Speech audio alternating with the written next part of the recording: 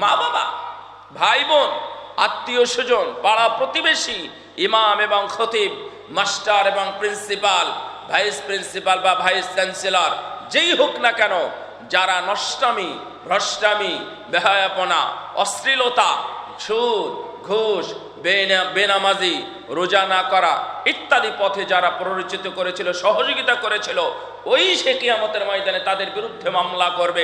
আগে তাদের ব্যবস্থা হোক জাহান্নাম, তারপরে আমি সেটা মেনে নিব। নাউযুবিল্লাহ।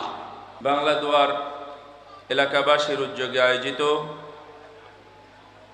আজকের এই তাফসীরুল কুরআন মাহফিলের সম্মানিত সুযোগ্য সভাপতি, মঞ্চে উপবিষ্ট বিশিষ্ট আলেমে দ্বীন,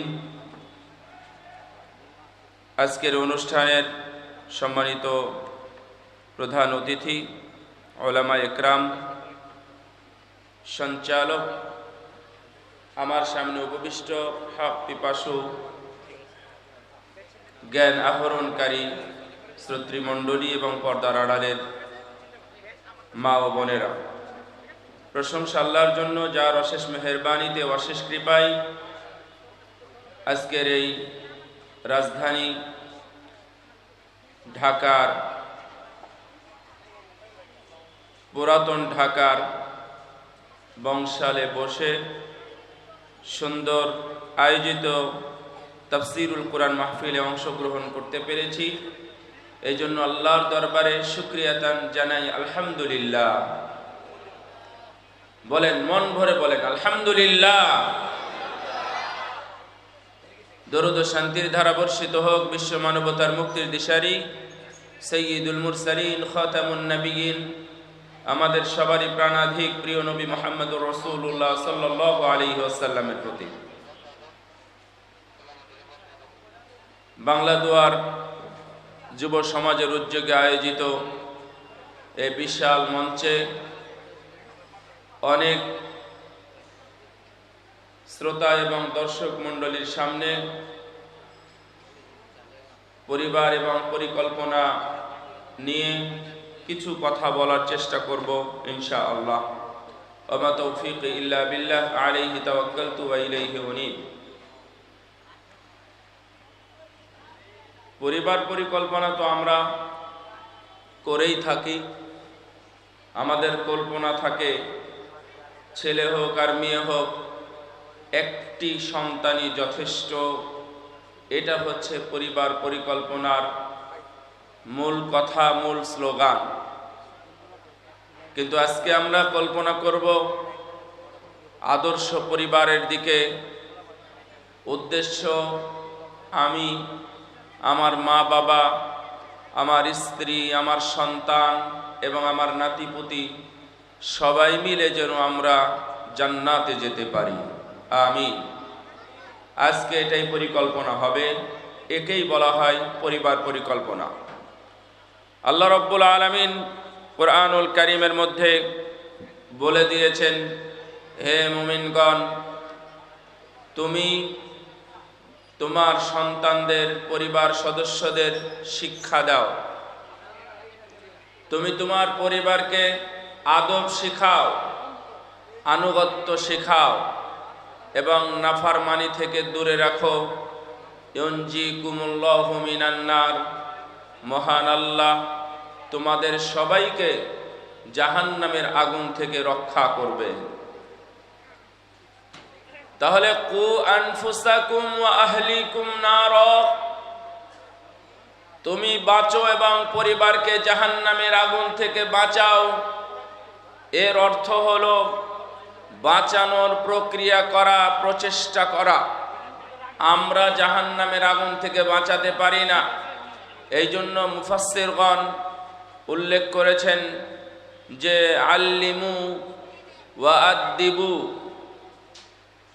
ওয়া আল্লিমু তাআতাল্লাহ, আল্লাহর আনুগত্য শিখাও, রাসূলের আনুগত্য শিখাও, তাদেরকে আদব দাও, প্রকৃত শিক্ষা দাও। ইউনজিকুমুল্লাহু মিনান নার, মহান আল্লাহ তোমাদেরকে জাহান্নামের আগুন থেকে রক্ষা করবেন। আমরা চাইলেও একাকী জাহান্নামের আগুন থেকে বাঁচতে পারবো না। খুব স্পর্শকাতর কথাটা একটু বিরোধী হলেও আপনারা একটু মনোযোগ দিয়ে শোনেন। আপনি চাইলেও একাকী জাহান্নামের আগুন থেকে বাঁচা বড় মুশকিল।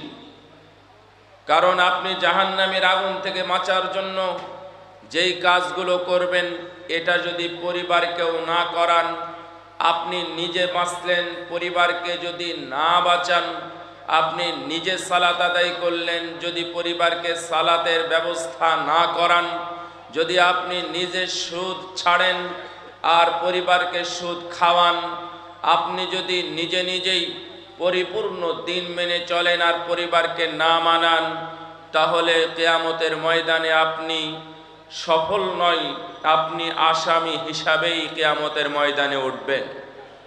এই জন্য আল্লাহ আমাকে সহ আমার পরিবারকে বাঁচাতে বলেছেন, আপনি সহ আপনার পরিবারকে বাঁচাতে বলেছেন।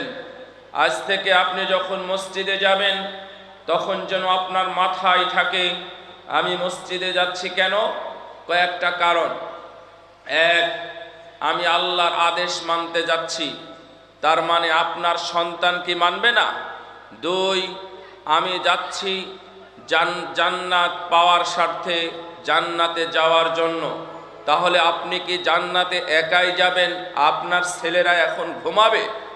তিন, আমি জাহান্নামের আগুন থেকে বাঁচতে যাই। জাহান্নামের আগুন থেকে বাঁচতে মসজিদে গেলেন আর আপনার সন্তান ঘুমাচ্ছে কি উদ্দেশ্যে? আপনি কি চান আপনার সন্তান জাহান্নামে যাক আর আপনি জান্নাতে যাবেন? এটা কোশ্চিন কালেও হবে না, কিয়ামতের ময়দানে ধরা খাবেন। আল্লাহ বলে দিয়েছেন, ওয়াকালাল্লাযীনা কাফারু রব্বানা আরিনাল্লাযীনা ইয়াযল্লানা মিনাল জিন্নি ওয়াল ইনস নাজআলহুমা তাহতা আকদামিনা লিয়াকুনা মিনাল আসফালিন।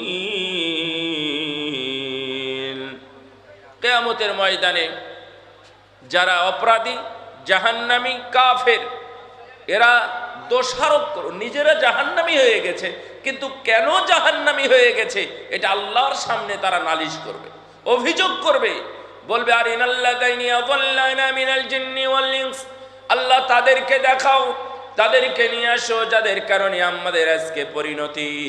যারা আমাদেরকে এই পথ দেখিয়েছিল, যারা আমাদেরকে সুদের পথ, ঘুষের পথ, খারাপের পথ, বেপরদা বেহায়াপনার পথ দেখিয়েছিল, তাদেরকে দেখাও, তাদেরকে আমরা আমাদের পায়ের তলে পিষ্ট করব, তাদের জাহান্নাম আমাদের নিম্ন স্তরে নিশ্চিত করব। মানে ও যে স্তরে জাহান্নামে আছে, ওর জাহান্নাম তার চাইতে, মানে তার মা বাবা বা অভিভাবক বা যাদের কারণে এই পথ ধরেছিল, তাদের জাহান্নাম আগে নিশ্চিত হবে, এরপরে সে সন্তুষ্ট হবে।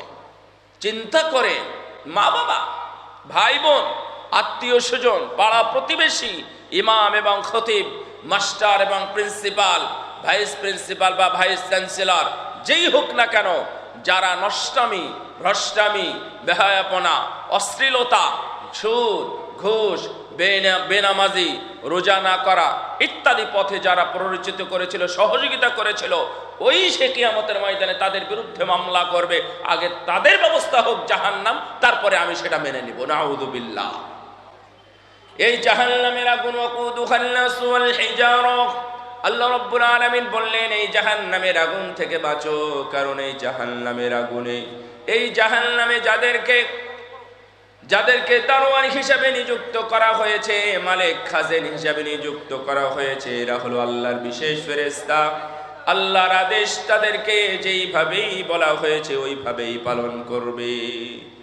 আর এই জাহান্নামের খড়ি হবে মানুষ এবং পাথর। তার মানে মানুষ নিশ্চিত জাহান্নামী হচ্ছে, সবাই না। মানুষ নিশ্চিত জাহান্নামী হবে।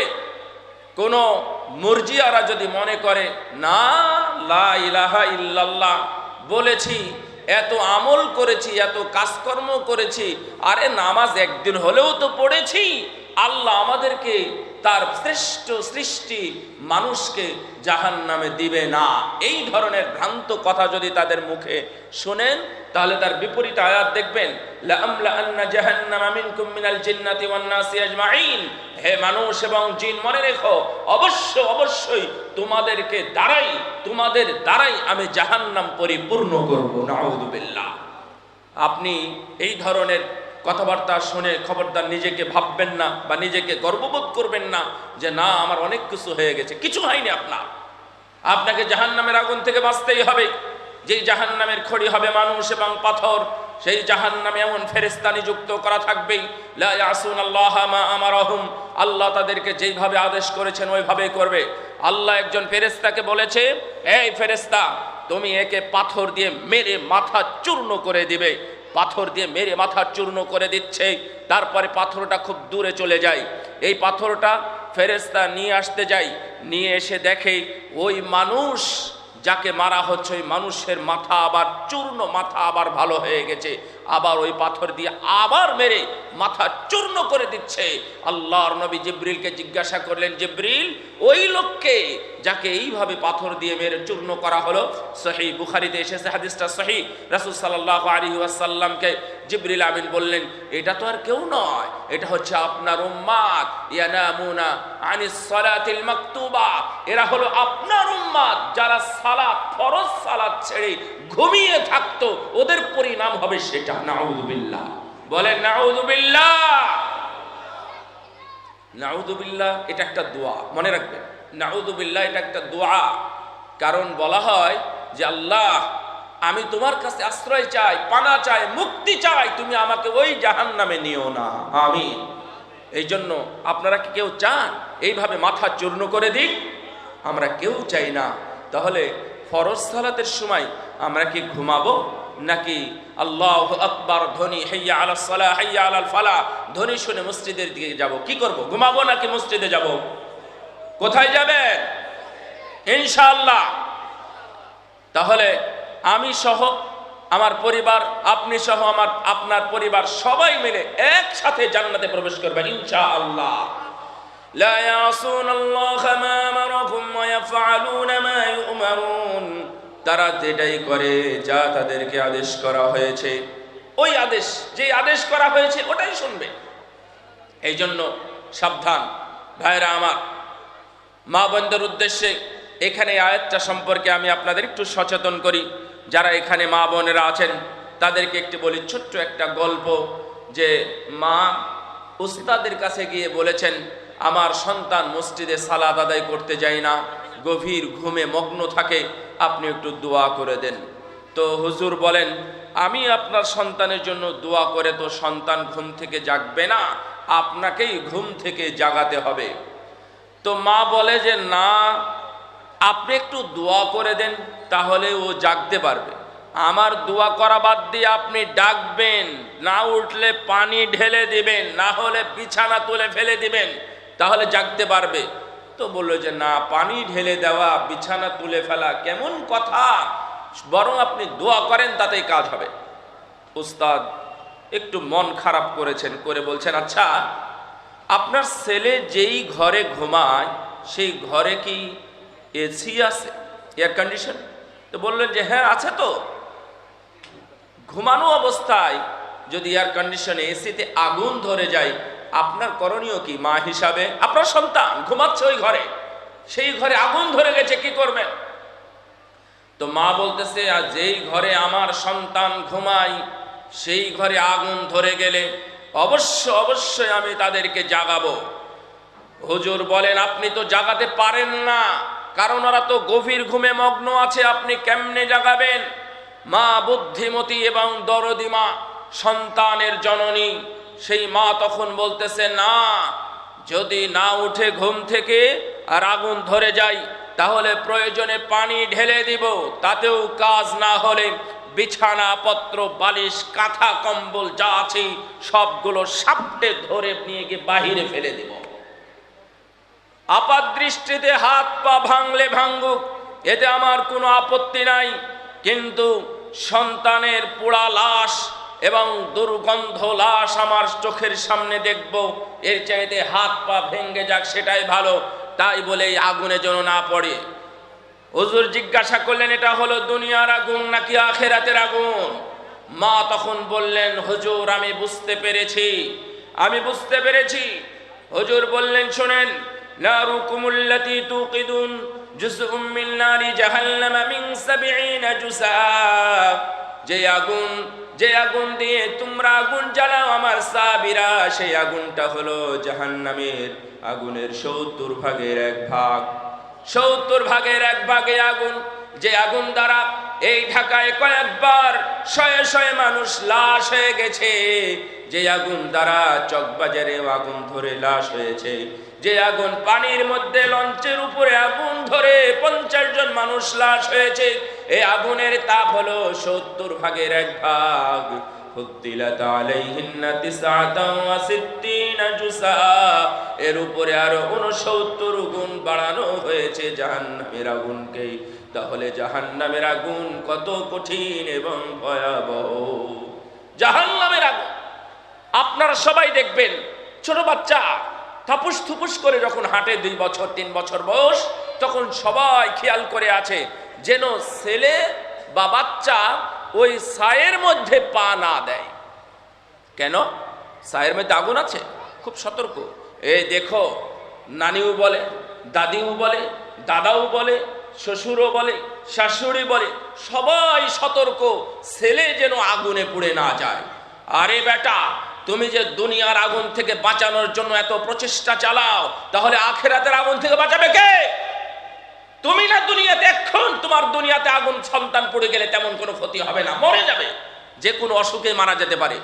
কিন্তু তুমি যদি দুনিয়ার আগুন থেকে এখন বাঁচাও, যদি আখিরাতের আগুন থেকে তুমি না বাঁচাও, তাহলে এখনকার আগুনে পড়বে 1-2 মিনিট, 5-10 মিনিট। আর যদি না বাঁচাও, তাহলে আখিরাতের আগুনে 5-10 মিনিট নয়, 5-7 হাজার বছর ধরে জাহান্নামের আগুনে পড়বে। তখন কে ঠেকাবে? কেউ ঠেকাতে পারবে? এই জন্য এখনই মনে রাখবেন, যদি বাঁচাতে চান জাহান্নামের আগুন থেকে, তাহলে প্ল্যান প্রোগ্রাম করে, পরিবার পরিকল্পনা করে সবাই মিলে জাহান্নামের আগুন থেকে একসাথে বাঁচতে হবে। আপনি দুনিয়ার আগুন থেকে বাঁচানোর এত প্রচেষ্টা, এত প্রোটেকশন, এত প্রয়াস, তাহলে জাহান্নামের আগুন থেকে কে বাঁচাবে? এই জন্য সাবধান। আমাদের পরিবার পরিকল্পনার জন্য কয়েকটি বিষয় আপনারা সাথে রাখবেন।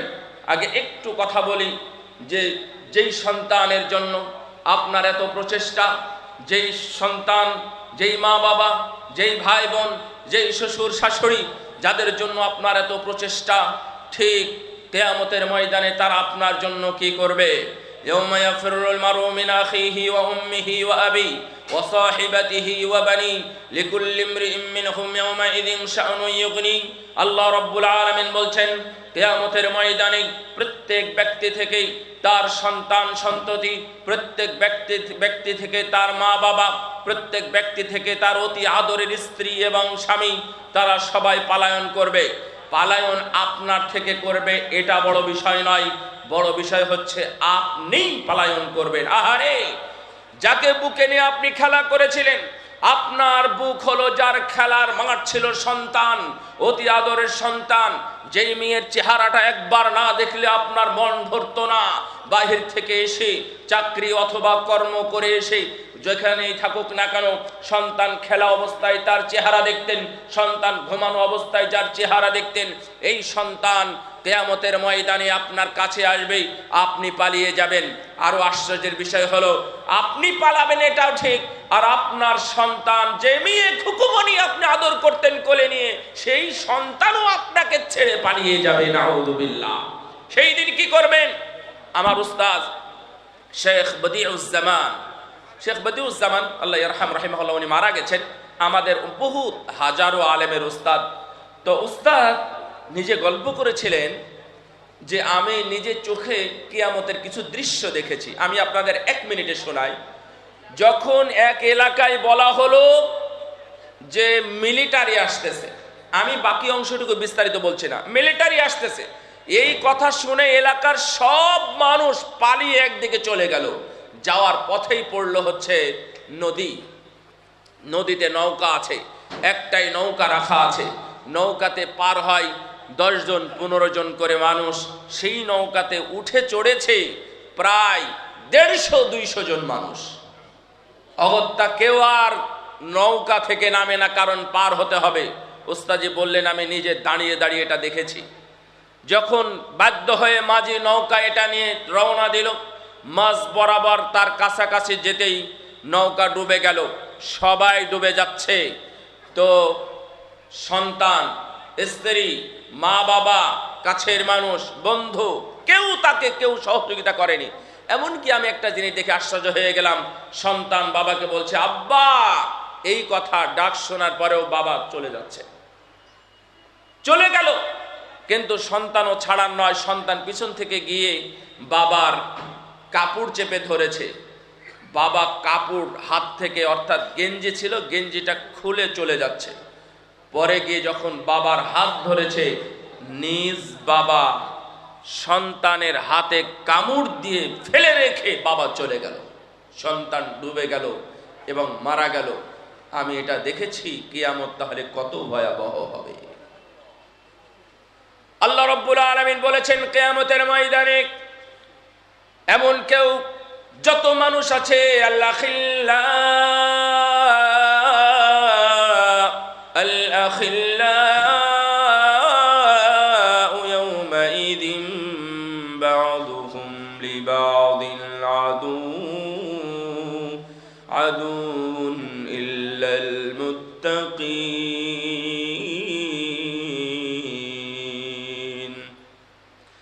কিয়ামতের ময়দানে যত অন্তরঙ্গ বন্ধু আছে, কাছের মানুষ আছে, সবাই শত্রু হয়ে যাবে। বন্ধু হিসাবে কেউ থাকবে না। কাছের বন্ধু, অন্তরঙ্গ বন্ধু, ক্লাস 3 থেকে নিয়ে মাস্টার্স পর্যন্ত, তারপরে চাকরি বাকরি, এমনকি শেষ পর্যন্ত বৃদ্ধাশ্রমে যারা বন্ধু বান্ধবী হিসাবে একত্রিত হয়েছিল, কিয়ামতের ময়দানে কেউ বন্ধু হিসাবে দাঁড়াবে না। আল্লাহ রাব্বুল আলামিনের আয়াত সূরা যুখরুফ এর 67 নম্বর আয়াতে অনেক সুন্দর একটি সুসংবাদ আল্লাহ রাব্বুল আলামিন আমাদেরকে দিয়েছেন। এ মুত্তাকিরা, এ মুমিনগণ, তোমাদের বন্ধুত্ব, তোমাদের সম্পর্ক যাদের ইসলামের কারণে হয়েছে, ঈমানের কারণে হয়েছে, তাকওয়ার কারণে হয়েছে, কিয়ামতের দিন তাদের বন্ধুত্ব ওই রকমই থাকবে। সুবহানাল্লাহ। কি মনে করেছে এটা একটা কারো কাছে নতুন হতে পারে যে কিয়ামতের ময়দানে কোনো বন্ধু নাই, এটা যেমন ঠিক, কিন্তু এই আয়াতে আল্লাহ রাব্বুল আলামিন আমাদের খোশ সংবাদ দিয়েছেন, হ্যাঁ, কিয়ামতের ময়দানেও তোমাদের বন্ধু থাকতে পারে। ফামা লানা মিন শাফিঈন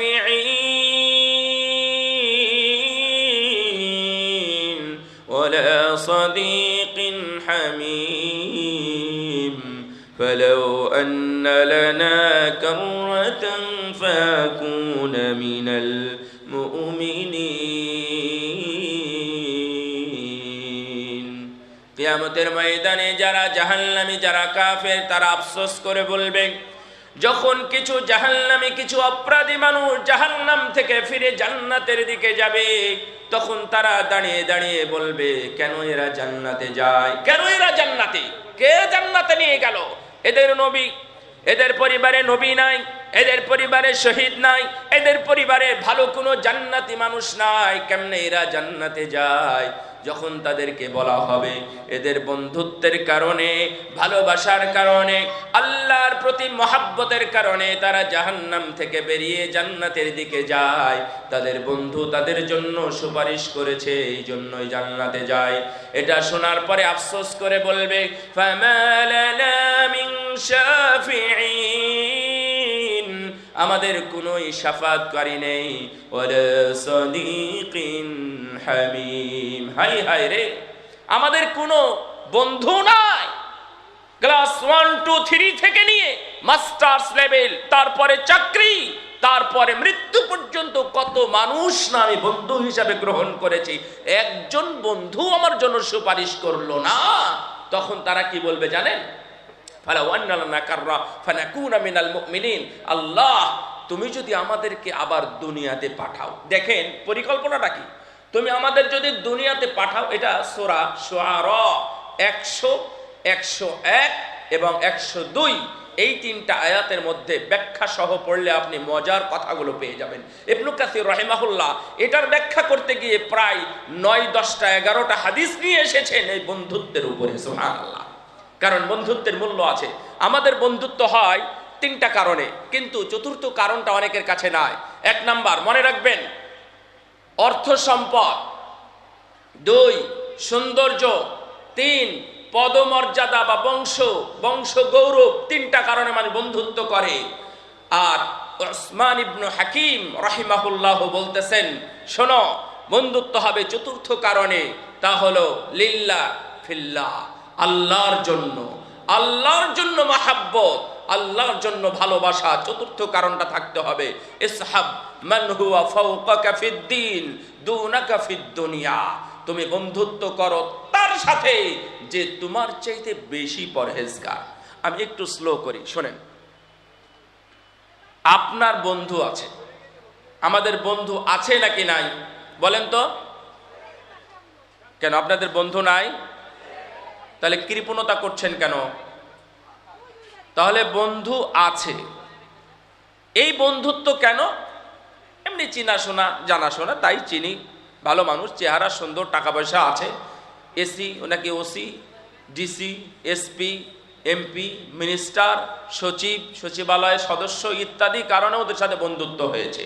চাকরির কারণে অথবা বিবাহ শাদী বৈবাহিক কারণে কোনো কারণে বন্ধুত্ব হয়েছে। না না না না, এটা নয়।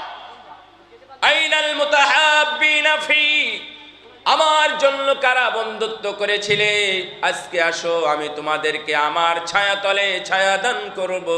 কিয়ামতের ময়দানে আমার আরশের ছায়া ছাড়া কোনো ছায়া থাকবে না। আপনি যদি আল্লাহর জন্য বন্ধুত্ব করে থাকেন, তাহলে কিয়ামতের ময়দানে আল্লাহ আপনাদেরকে ডেকে নেবে, যারা আমার জন্য বন্ধুত্ব করেছিলে, আসো আমি তোমাদেরকে আমার আরশের ছায়াতলে ছায়াদান করব। সুবহানাল্লাহ। এমন বন্ধুত্ব কয়জনের আছে? নাই। নাই মানে খুব কম আছে। আপনার কোন কারণে নাজাত হবে, মুক্তি পাবেন, এটা কি আপনি নিশ্চিত জানেন? আপনারা না সালাত, নাকি সিয়াম, নাকি দান খায়রাত, নাকি বন্ধুত্ব, নাকি কোরআন তেলাওয়াত, নাকি জিকির আজকার, নাকি তাহাজ্জুদ, কোন কারণে মুক্তি হবে আমরা কেউ জানি না। শোনেন, যত কারণ আছে, কারণ সমূহের একটা কারণ আপনি লিখে রাখেন, তা হলো ভালো বন্ধুত্ব। ইসলামের কারণে, ইমানের কারণে, তাকওয়ার উপর ভিত্তি করে যে বন্ধুত্বগুলো গড়ে উঠেছিল, সেই বন্ধুত্বের কারণে আল্লাহ রাব্বুল আলামিন মানুষকে নাজাত দিবেন। সুবহানাল্লাহ। এখন কি করবেন? দুনাকা ফিদ দুনিয়া, দুনিয়াবি কারণে কোনো বন্ধুত্ব নয়। আমি ওই রিকশাওয়ালাকে কেবল আল্লাহর জন্য ভালোবাসি। আমার নবী বলেন, শোনো, এক লোক, আবু হুরায়রার হাদিস, সহিহ মুসলিমের মধ্যে এসেছে, সহিহ হাদিস, রাসূল সাল্লাল্লাহু আলাইহি ওয়াসাল্লাম, বিখ্যাত হাদিস, রাসূল সাল্লাল্লাহু আলাইহি ওয়াসাল্লাম বলছেন, এক লোক আর এক গ্রামে যায়। এই জায়গার নাম কি? এটা শরীটোলা, এটা বংশা, বাংলা দুয়ার। তো বাংলা দুয়ার থেকে শরীটোলা যায় আর একজন, তো মাঝখানে একজন লোক এসে বলতে, আমি হাদিসের অনুবাদ করছি কিন্তু স্থানের নাম দিয়েছি আপনাদের সহজের জন্য। তো একজন এসে বলতেছে, এই কোথায়? ওই না তুই কোথায় যাও? তো বলছে যে উরিদু আন আযুরা আখান লি ফি ক্বরিয়াতিন উখরা, ওই শরীটোলায় আমার একজন বন্ধু আছে, ওর সাথে সাক্ষাৎ করতে যায়। কেন? ওর সাথে কি কোনো ব্যবসায়িক সম্পর্ক আছে, কোনো লেনদেন, কোনো টাকা পয়সা, কোনো শ্বশুর বাড়ি, বিয়ার বাড়ি, মেয়ের বাড়ি, না কি কারণে যাও? হাল ফিহা নি'মাতু রাব্বু আলাইক, কি কারণে তুমি বেড়াতে যাও? তখন বলে, আরে না না না, বাল উহিব্বুহু ফিল্লাহি আযজা ওয়া জাল, আমি ওকে আল্লাহর জন্য মহব্বত করি, আল্লাহর জন্য ভালোবাসি, এই কারণেই তার বাড়িতে আমি বেড়াতে যাই, সাক্ষাৎ করতে যাই। তখন এই আগন্তুক বলেন, ফাইন্নী রাসূলুল্লাহি ইলাইক, ফাইন্নী রাসূলুল্লাহি ইলাইক, আমি আল্লাহর পক্ষ থেকে তোমার দরবারে এসেছি। বিআন্নাল্লাহা আহাব্বাকা বিমা আহবাবতাহু ফিল্লাহি আযজা ওয়া জাল, তুমি যে ওই লোককে আল্লাহর জন্য ভালোবাসো, এই ভালোবাসার কারণে মহান আল্লাহ তোমাকে ভালোবাসেন, এই ভালোবাসার সংবাদ দেওয়ার জন্য আমি তোমার কাছে এসেছি। সুবহানাল্লাহ। কি বুঝলেন? একজন মানুষ নিঃস্বার্থে আল্লাহর জন্য কাউকে ভালোবেসেছিল, ওর সাথে সাক্ষাতে যাচ্ছে, ফেরেশতা এসে বলে যে আমি খবর দেওয়ার জন্য এসেছি যে মহান আল্লাহ তোমাকে ভালোবাসে। সুবহানাল্লাহ। আল্লাহ রাব্বুল আলামিন বলেন যে শোনো, আমি যখন কোনো মানুষকে ভালোবাসি তখন আমি জিবরিলকে জানিয়ে দিই, আর জিবরিল আলাইহিস সালাম পুরো পৃথিবীতে জানিয়ে দেয়, শোনো ওই লোককে আল্লাহ ভালোবাসে, এই দুনিয়াবাসী আসমানবাসী তোমরা ওকে ভালোবাসো। সুবহানাল্লাহ। তাহলে মহাব্বত যদি আপনার কাছ থেকে ছড়িয়ে যায়, কিন্তু মনে রাখবেন ওই কারণে হবে না, বন্ধুত্ব হতে হবে কার জন্য? একবার একটু মন ভরে বলেন না, কার জন্য? কার জন্য? আল্লাহ তুমি আমাদের সবাইকে একজন করে বন্ধু ঠিক করার তৌফিক দান করো, আমিন। কেন বলছি জানেন? কিয়ামত কি অল্প দিন হবে? তারপরে কিয়ামতের পরে কি অল্প সময় হবে? আল্লাহ রাব্বুল আলামিন কত দিন, কত বছর, কত শয় বছর, কত হাজার বছর চলে যাবে কেউ জানে না।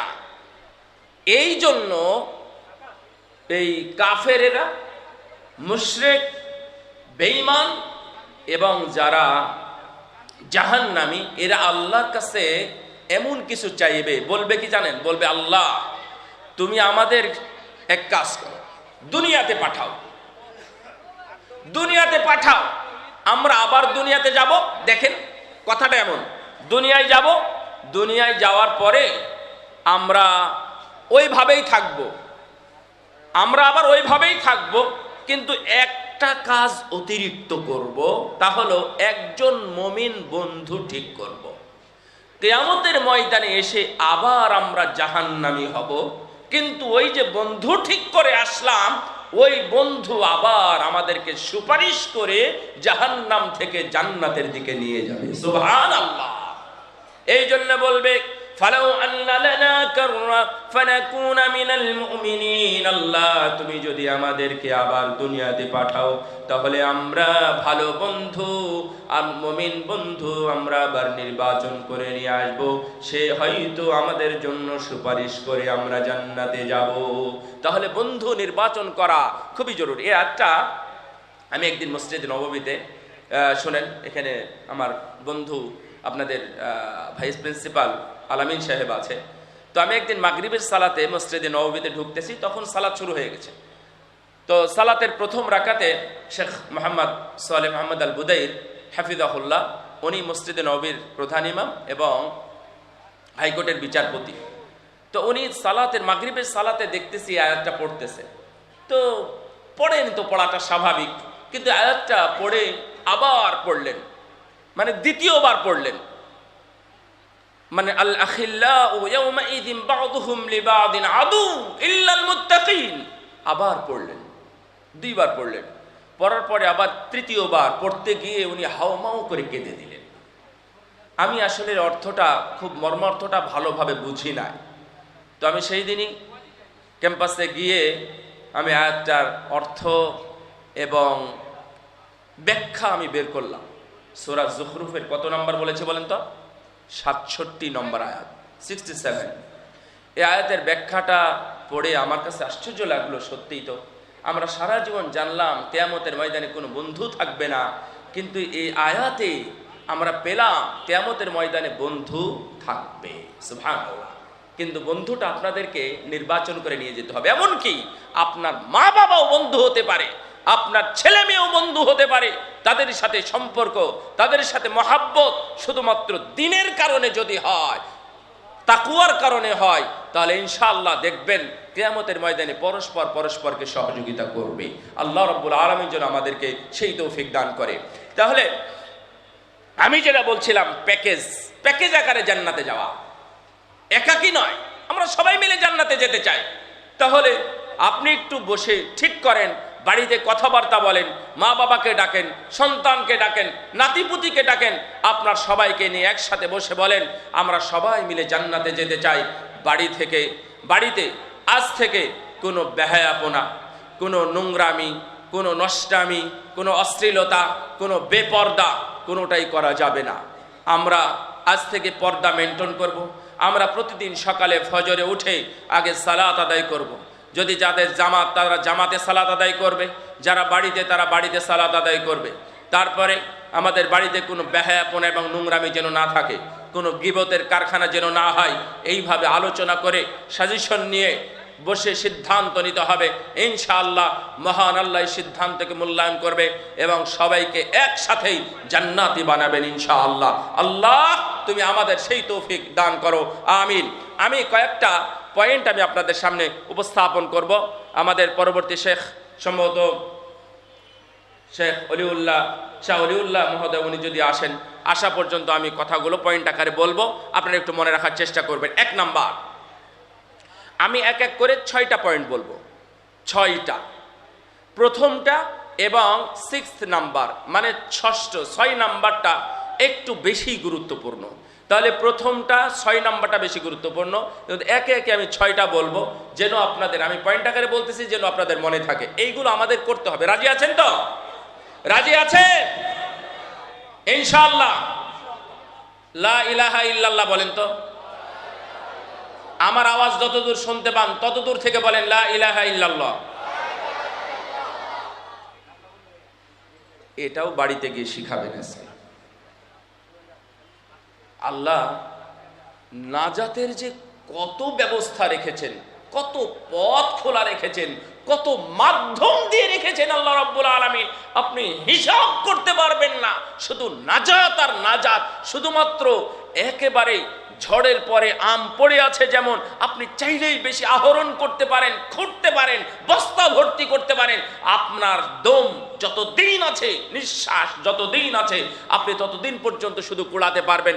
তার মধ্যে ছোটখাটো কিছু কথা এখন যেমন বলেছিলেন, কিছুক্ষণ আগে আমি বলতে বলেছিলাম মন ভরে আলহামদুলিল্লাহ বলেন তো। আমার নবী বলেছেন এই দুনিয়াটা যদি 1 বার 2 বার 3 বারও হয়, 5 বারও হয়, তাহলে নেকির পাল্লায় পুরো দুনিয়া যদি রাখা হয়, এর বিনিময়ে আল্লাহ একটা নেকিও দিবে না। দিবে, কিন্তু কোন বান্দা যদি আলহামদুলিল্লাহ বলে, তামলাউল মিজান, তার জন্য মিজানের পাল্লা নেকি দ্বারা পরিপূর্ণ করে দেওয়া হবে। সুবহানাল্লাহ ওয়ালহামদুলিল্লাহ তামলাউ ওয়া তামলাআনি মা বাইনাস সামাওয়াতি ওয়াল আরদ। কোন বান্দা যদি বলে সুবহানাল্লাহ ওয়ালহামদুলিল্লাহ, বলেন তো, তামলাউ ওয়া তামলাআনি মা বাইনাস সামাওয়াতি ওয়াল আরদ, আসমান জমিনের মাঝের ফাঁকা জায়গা নেকি দ্বারা পরিপূর্ণ করে দেওয়া হবে। সুবহানাল্লাহ। এই ছোটখাটো বিষয়গুলো আপনাকে একটু মাথায় রাখতে হবে। বাড়িতেও শিখাবেন, বাড়িতেও শিখাবেন। আমাদের এক উস্তাদ মসজিদ নববীতে প্রতিদিন দার্স দেন, আসর থেকে মাগরিব, প্রফেসর ডক্টর সুলাইমান বিন সালিমুল্লাহ আর রোহাইলি। তো উনি বলতেছেন আল্লিমু আওলাদাকুম, আমি সেই দিন ছিলাম, আল্লিমু আওলাদাকুম সূরাতাল ফাতিহা, সূরা ফাতিহা শিখাও, সুবহানাল্লাহ আলহামদুলিল্লাহ এগুলো শিখাও। তুমি যদি তোমার সন্তানকে এই ছোট্ট ছোট্ট কথাগুলো শেখাতে পারো, তাহলে এটাই কিয়ামতের ময়দানে তোমার নাজাতের কারণ হতে পারে। সুবহানাল্লাহ। কেন? এই সূরা ফাতিহাটা আপনারা আজকে কয়বার পড়েছেন বলেন তো দেখি? কয়বার পড়েছেন? কেউ বলতে পারেন না? বলেন কতবার? 17 বার। কতবার? 17 বার মিনিমাম আমরা সূরা ফাতিহা পড়েছি আজকে, কারণ 17 রাকাত ফরজ সালাত। যদি আমি মুসল্লি হই অবশ্যই সূরা ফাতিহা 17 বার পড়েছি। এই 17 বার পড়তে গিয়ে আপনি যত হাজার, যত লক্ষ নেকি আপনি অর্জন করেছেন। আপনাকে যে সূরা ফাতিহাটা শিক্ষা দিয়েছিলেন, তিনিও দুনিয়াতে অথবা হাইয়ান ও মাইয়াতান, জীবিত হোক আর মৃত হোক, উনি যেখানেই থাক না কেন, তিনিও ততগুলো নেকি পেয়ে গেছেন। সুবহানাল্লাহ।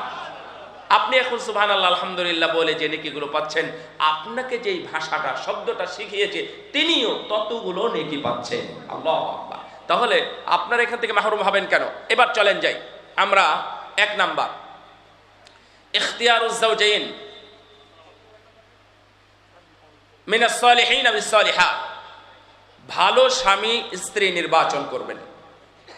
স্বামী হোক আর স্ত্রী হোক, ভালো হতে হবে। অর্থাৎ তারা দিনদার হবে, পরহেজগার হবে, ক্যারেক্টারফুল হবে, ক্যারেক্টারলেস হবে না, বেপরদা হবে না, নষ্টা হবে না, বিড়িখোর, সিগারেটখোর, জর্দাখোর, দাড়ি চাচা, দাড়ি কাটা, টাকনির নিচে প্যান্ট পরা, কাপড় পরা, এই ধরনের মানুষ হবে না। আপনার মেয়ের স্বামী অথবা আপনার ঘরের বউ দুইজনের যেন কোয়ালিটিফুল হয়। যদি কোয়ালিটিফুল হয় তাহলে পরিবার ভালো হবে, সুন্দর হবে। এখানে ছোট্ট একটা গল্প আমি আপনাকে একটু করে যাই, একটু দেখেন। যখন উস্তাদ বললেন যে উস্তাদ বললেন, এই ছাত্ররা শোনো, তোমরা কে কি হতে চাও একটু খাতায় লিখো। সবাই খাতায় লিখলো, আমি মুদাররেস হতে চাই, আমি মহান্দেস হতে চাই, আমি ডাক্তার হতে চাই, আমি এই বিভিন্ন কিছু হতে চাই। কেউ বলল কৃষক, কেউ বলল বক্তা, আলেম, হাফেজ, এগুলো হতে চাই। একজন ছাত্র লিখলো, উরিদু আন আকুনা সাহাবিয়া। শুনেন, কিসসাতুস সাহাবিয়া, সাহাবী হওয়ার গল্প, ছোট্ট গল্প আরবিতে। একজন বলল, উরিদু আন আকুনা সাহাবিয়া, আমি সাহাবী হতে চাই। এই কথাটা যখন উস্তাদ পড়লেন, শিক্ষকরা, ছাত্ররা সবাই হাসাহাসি শুরু করলো। কেমনে সাহাবী হওয়া যায়? সাহাবী হওয়া যায় ভাই? আমার সাথে কথা বল, সাহাবী হওয়া যাবে? এখন সাহাবী হওয়া অসম্ভব, কোয়াইট ইম্পসিবল। তো সবাই ঘুরে বলছে, এই তোমরা হেসো না, আমি একটু জিজ্ঞাসা করি, কেন তুমি সাহাবী হতে চাইলে? এই কথা বলার পরে বলছেন যে আসলে আমার মা, আপনারা কি শুনতে পাচ্ছেন কথা? আমার মা ঘুমানোর সময় প্রতিদিন একজন করে সাহাবীর গল্প শোনান। সাহাবীরা কত ভালো মানুষ, মিথ্যা বলে না, সর্বদা সত্য বলে, কত সৎ, কত ভালো মানুষ। তারা জান্নাতি, জান্নাতের যত গুণ তাদের মধ্যে, সব তাদের মধ্যে ছিল। আমি এই জন্য সাহাবী হতে চাই। কি কারণে? মায়ের গল্প শোনার কারণে। বলেন তো কি কারণে? মায়ের গল্প শোনার কারণে। মায়ের মুখে গল্প শুনতো প্রতিদিন একজন করে সাহাবী। আবু বকর, ওমর, ওসমান, আলী, মুসাব বিন উমাইর, সাদ বিন আবি ওয়াক্কাস সহ যত উসামা বিন যায়েদ, ছোট ছোট যারা সাহাবী ছিলেন, তাদের সেই সাহাবীর গল্প শুনতেন। এই গল্প শুনে সে উৎসাহিত হয়েছে, সে মনে করেছে আমাকেও ক্লাস 1-এর ছাত্র মনে করেছে, আমিও সাহাবী হব, তাহলে জান্নাতে যাব। এই কথা শোনার পরে উস্তাদ তার চোখের পানি ফেলে দিয়ে টস টস করে চোখের পানি পড়তেছে আর বলতেছে, আহারে কতই সুন্দরী তুই মা পেয়েছিস রে। তোর মতো মা যদি প্রতিটা ঘরে ঘরে থাকতো, তাহলে আজকে আমরা সাহাবীদের যুগ না পেলেও সাহাবীদের আদর্শের যুগ আমরা ঠিকই পেতাম। সুবহানাল্লাহ। আজকে আমাদের ঘরে ঘরে ঠাকুমার ঝুলির গল্প পাওয়া যায়। আজকে আমাদের ঘরে ঘরে জাদুর কাঠির গল্প শোনা যায়। আজকে আমাদের ঘরে ঘরে ফজার গল্প শোনা যায়। আজকে আমাদের ঘরে ঘরে শিবা, মোটু বা পাতলুর গল্প শোনা যায়, কিন্তু সাহাবীর গল্প আজকে পাওয়া যায় না। তার কারণ আপনারা ভালো মা আপনার বাড়িতে নিয়ে আসতে পারেন নাই। অনুরূপভাবে আপনার মেয়ে ভালো ছিল, কিন্তু ভালো ছেলের কাছে দিতে পারেন না। কারণ ওই ছেলে বিড়ি সিগারেট খায়, সরকারি চাকরি করে, ওই ছেলে মদ খায়, ওই ছেলে খারাপ, ওই ছেলে বেনামাজি। বেনামাজির কাছে আপনার মেয়ে দেওয়ার কারণে পরবর্তী সন্তানগুলো ভালো হচ্ছে না। এই জন্য 1 নাম্বার খেয়াল রাখবেন, ইখতিয়ার আজ-যাওজাইন, ভালো স্বামী এবং স্ত্রী নির্বাচন করা। আমার নবী বলেছেন, ইযা জা আহাদাকুম মিম্মান তারদাউনা দীনাহু, ইযা জা আহাদাকুম মিম্মান তারদাউনা দীনাহু ওয়া খুলুকাহু ফাযাওবিজু। তোমার কাছে যদি কওমের বাবারা, তোমার কাছে যদি ভালো ছেলে আসে, যাদের আচরণ ভালো, ক্যারেক্টার ভালো এবং যাদের দিন ভালো, তারা যদি বিয়ের প্রস্তাব দেয়, তাহলে তোমার মেয়েকে তার সাথে বিবাহ দিয়ে দাও। আর যদি না দাও, মহাবিপর্যয়, মহাবিপদ চলে আসবে, নষ্টামি ভ্রষ্টামি শুরু হবে। এই জন্যই তুমি আগে বিবাহ দিয়ে দাও, না হলে ছেলের বয়স বেশি হয়ে যাবে, মেয়ের বয়স বেশি হবে, নষ্টামি হবে, জেনা বাড়বে এবং জারজ সন্তান বাড়বে, অভিশাপ বাড়বে, অভিশপ্ত হবে এলাকায়। বিভিন্ন অলিতে গলিতে চিপায় বাথরুমে মেডিকেলের বিভিন্ন জায়গায় দেখা যাবে জারজ সন্তান পড়ে আছে। এই জন্য জারজ সন্তান মুক্ত দুনিয়া চাইলে তোমার সন্তানকে আগে বিবাহ দাও। সম্মানিত উপস্থিতি,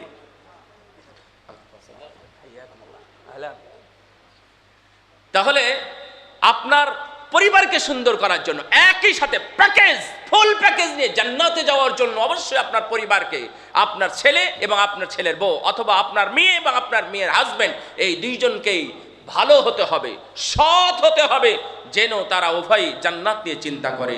আল্লাহ যেন আমাদের এই অধ্যায়ে এইগুলো করার তৌফিক দান করেন, আমিন। আমি শুধু পয়েন্ট আকারে বলে যাই। 2, বৈধভাবে বিবাহ দিতে হবে, না হলে এই বিবাহ বাতিল হয়ে যাবে, মহাবিপদে পড়ে যাবে। এই বিবাহ যখন বাতিল হয় তখন কি হয়ে যায়? ওরা বৈধভাবে, মানে সামাজিকভাবে বৈধতা নিয়ে তারা জেনায় লিপ্ত হয়, নাউযুবিল্লাহ। এটা খুব ভয়াবহ কথা, আমি এটা ব্যাখ্যা করছি না, কিন্তু বিবাহ বৈধভাবে হতে হবে। এমনি কোর্টে গিয়ে বিয়ে করে নিয়ে বিয়ে হয়ে গেল, কে বলেছে? নো, আমার নবী বলেছেন নবী নিকাহু বাতিল, খবরদার, সাবধান।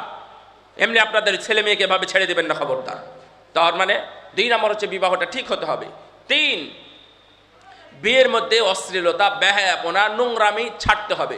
বিয়ে নষ্ট করবে না, আপনার বিয়ে নষ্ট করবে না, কিন্তু বিয়ের পবিত্রতা নষ্ট করবে। বিয়ে কি একটা ইবাদত নাকি একটি সামাজিক প্রথা? বলেন তো। বিয়ে যদি ইবাদত হয় তাহলে আপনার বাপ দাদা 14 পুরুষের নাম যদি ইবাদত করতে পারেন না, বা বেহায়াপনা নষ্টামি করে বিয়ে করতে পারেন না, ইবাদত এর মধ্যে থাকতে হবে, তবে পবিত্রতা থাকবে, না হলে পবিত্রতা নষ্ট হবে। বিয়ের পরে 4 নাম্বার, বিয়ের পরে সন্তান নিতে হবে। আপনার হানিমুনের নামে বা রিল্যাক্সের নামে, চাকরি স্থায়ীকরণের নামে, চাকরিটা পাই, তারপরে আমরা দুইজন এক জায়গাতে হই, বিভিন্ন কারণে আপনার 2, 4, 5 বছর দেরি করবেন সন্তান নিতে। এটা নষ্টামি, এটা ভ্রষ্টামি, এটা ভালো নয়। আপনারা এই রিল্যাক্স করতে পারবেন না, এটা অনুমতি নেই। বিয়ের পরই সন্তান নিতে হবে, না হলে দেখবেন ক্যান্সারে আক্রান্ত হবে, দুরারোগ্য রোগে আক্রান্ত হবে, মহাবিপদে পড়ে যাবেন। 4 নাম্বার।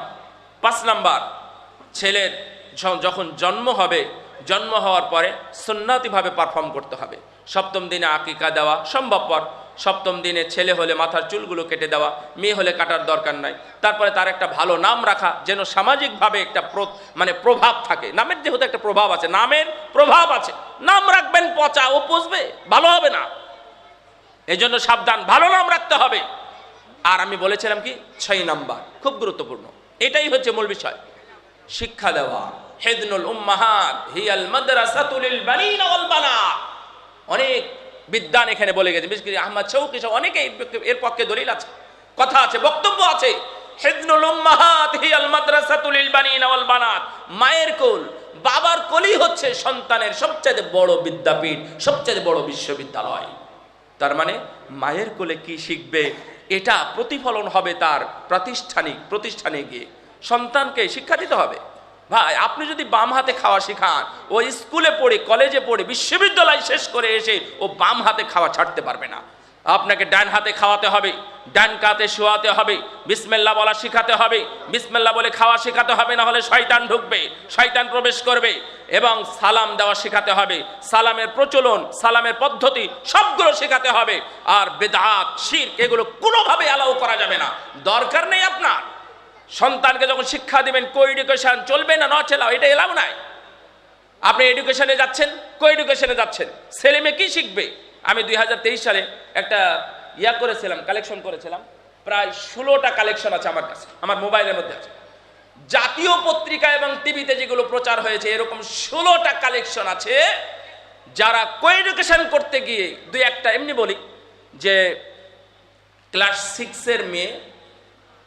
6-এর মেয়ে এবং ক্লাস 9-এর ছেলে উভয়ে আত্মহত্যা করতে গেছে বিয়ে না দিলে। শেষ পর্যন্ত কি হবে, পারিবারিক একটা লিখিত আকারে কিছু করে তারা সমাধান পেয়েছে। জাহাঙ্গীরনগর বিশ্ববিদ্যালয়, জগন্নাথ বিশ্ববিদ্যালয় তো আপনার বাড়ির কোণঠায়, তার মানে কি আপনার বাড়ির কিনারায় জগন্নাথ বিশ্ববিদ্যালয়। এখানকার 3টা রিপোর্ট জাতীয় পত্রিকায়, প্রথম আলোয় রিপোর্ট প্রকাশ আছে যে ছাত্রী এবং শিক্ষক, ম্যাডাম এবং ছাত্র, তাদের মধ্যে অবৈধ সম্পর্ক, বিবাহের দাবিতে শিক্ষকের বাড়িতে ছাত্রী গিয়ে হাজির। তারপরে কোশ্চিন প্রচারণা, মানে কোশ্চিন ফাঁস হয়েছে। কেন? প্রেমের কারণে হয়েছে। আপনি অনেক দুর্ঘটনা দেখতে পাবেন সন্তানকে শিক্ষা দেওয়ার ব্যাপারে। আমি আপনাদেরকে বলবো, সন্তানকে তো অনেক কিছু শিখালেন, সন্তানকে কোরআন শিখা, সন্তানকে ভালো কিছু শিক্ষা দেন। কি পড়াবেন, কোথায় পড়াবেন এবং কেন পড়াবেন, সব দুনিয়াবি উদ্দেশ্য। কেন চার্টার্ড অ্যাকাউন্টিং পড়ান? ভালো চাকরি হবে। কেন ইংরেজি বিভাগে পড়ান? ভালো চাকরি হবে। কেন গণিতে পড়ান? আরে চাকরি না হলেও প্রাইভেট পড়িয়ে খেতে পারবে। কেন আপনি সায়েন্স পড়ান? আরে এতে ভালো চাকরি আছে। কেন আপনি অ্যাকাউন্টিং করান? কেন আপনি অর্থনীতিতে পড়ান? কেন আপনি এগুলোতে পড়ান? সব কারণ হলো দুনিয়া। কেন? আখিরাতের উদ্দেশ্যে কোনো পড়া নাই, শোনা নাই? আল্লাহ বলেছেন ইকরা বিসমি রাব্বিকাল্লাযী খালাক, পড়ো তোমার প্রভুর নামে। আপনারা তো শুধু পড়ার পিছনে আছেন, প্রভুর পিছনে নাই। এক লাইন পড়া, লাইনের প্রথম অংশ মানে ইকরা বিসমি রাব্বিকাল্লাযী খালাক। ইকরা মানে কি? পড়ো। এই পড়ার পিছনে পুরো দুনিয়া। কিন্তু প্রভুর নামে, তোমার রবের নামে পড়ো, এই পড়াটা আর কেউ পড়তেছে না। এবার 23 লক্ষ মনে পরীক্ষা দিচ্ছে শেখিয়াতে, যে এসএসসি দাখিলে পরীক্ষা দিচ্ছে। 23 লক্ষ পরীক্ষা শিক্ষার্থীর মধ্যে মাত্র 2 লক্ষ সামথিং হচ্ছে দাখিল পরীক্ষার্থী, বাকি সবাই হচ্ছে স্কুলের জেনারেল শিক্ষার্থী। তারা সেখানে এসএসসি পরীক্ষা দিচ্ছে। তাহলে আপনারা যতই বলেন আমরা সবাই ছেলেকে কোরআন শিক্ষা দিতে চাই, হাদিস শিখাতে চাই, মাদ্রাসা পড়াতে চাই, আজকে আমাদের এই যে সজীব সহ আরো অনেকে যারা আছে মাদ্রাসায় পড়ুয়া যে ছেলেগুলো আছে, আলেমুলামা আছে, আপনাদের এখানে আলেমুলামার বাগান, বংশাল মানে আলেমুলামার বাগান, মাশাআল্লাহ। দেখবেন তো এরা কখনো মা বাবাকে তাড়িয়ে দিয়েছে কিনা, মা বাবাকে লাথি দিয়েছে কিনা, মা বাবাকে বৃদ্ধাশ্রমে পাঠিয়েছে কিনা? এগুলো বুঝেন না আপনারা? এগুলো বুঝেন। তাহলে এই 6 নম্বর বিষয়টা আপনারা অবশ্যই মাথায় রাখবেন, যেন আপনাদের সন্তান ভালো শিক্ষা পায়, শিরক বিদাতের যেন ভিতরে না যায়, শিরক বিদাত থেকে যেন পরহেজ করতে পারে। আল্লাহ রাব্বুল আলামিন যেন আমাদের সেই তৌফিক দান করেন, আমিন। আমি অত্যন্ত আনন্দিত এবং আমি পুলকিত, আলহামদুলিল্লাহ, যে বাংলা দুয়ার এলাকাবাসীর উদ্যোগে, বিশেষ করে যুব সমাজের উদ্যোগে আয়োজিত আজকের এই তাফসীরুল কোরআন মাহফিলে যারা এখনো বিশাল এই ময়দানে লম্বা প্যান্ডেলে আপনারা এখনো বসে আছেন ধৈর্য সহকারে, আমি তাদের সবার জন্যই আল্লাহর কাছে হাদিস অনুযায়ী দোয়া করছি। আল্লাহর ঘোষণা, আল্লাহ বলেছেন আমি সবাইকে ক্ষমা করে দিলাম। আল্লাহ তুমি আমাদের সবাইকে মাগফুর, ক্ষমা প্রাপ্ত অবস্থায় এখান থেকে যাওয়ার তৌফিক দান করো, আমিন। আল্লাহ তুমি আমাদের সবাইকে তোমার বিশাল সুমহান নিয়ামত রাজিতে ভরপুর প্রশস্ত জান্নাতে অল্প করে জায়গা তুমি আমাদের জন্য বরাদ্দ করিও। আল্লাহ তুমি আমাদের সবাইকে পরিবার পরিকল্পনা মাফিক কাজ করে জাহান্নামের আগুন থেকে রক্ষা করার বা জাহান্নামের আগুন থেকে দূরে থাকার তৌফিক দান করো, আমিন। ওয়া আখিরি দাওয়ানা আলহামদুলিল্লাহি রাব্বিল আলামিন। আকুলু মা তাসমাউনা ওয়া সাল্লাল্লাহু আলা নবিয়িনা মুহাম্মদ ওয়া আলা আলিহি ওয়া সাহবিহি আজমাইন। ওয়াসসালামু আলাইকুম ওয়া রাহমাতুল্লাহি ওয়া বারাকাতুহু।